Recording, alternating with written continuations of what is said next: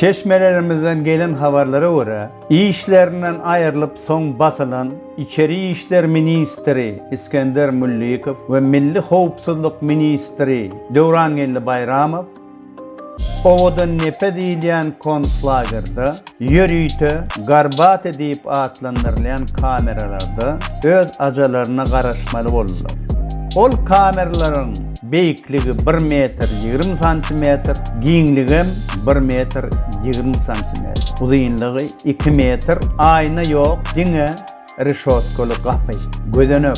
Olara dogon garnaşlar bilen duşuşmagam ýok, olardan iýmek içmegem ýok. Olaryň maşgalalary bolsa inni ýazgarlyk töweregindäki dogon garnaş we tanış bilişleri bilen duşuşmaga zar boldular. Gören gaçyp Owadan nepe konslagynyň baş gurulşçysy Praraby, bir wagt içeri işler ministri, soň bolsa Milli Howpsuzlyk ministri bolan Toronmerdiýew öz ajalyna duşan ýerem şol konslageriň ýanky agdalan Garbati kamerasy boldy.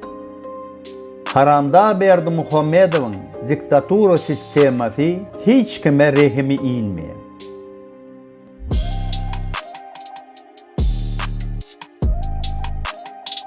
Şuun ki ellerini barmaklarını dövüm edip ellerini çarpıp yörün diktaturan hovunlarları, bek bilmeli zatları. Şol ağzalın owadan nepek konslagerin padvallarına yine de 60 sani yankı ağzalın kameralar tayar kapısını açıp dur.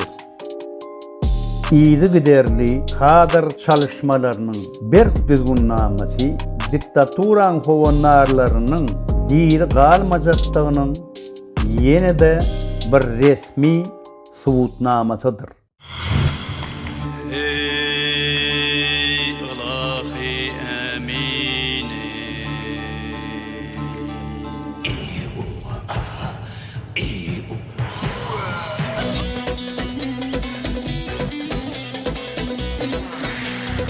Adan yolu atlanalım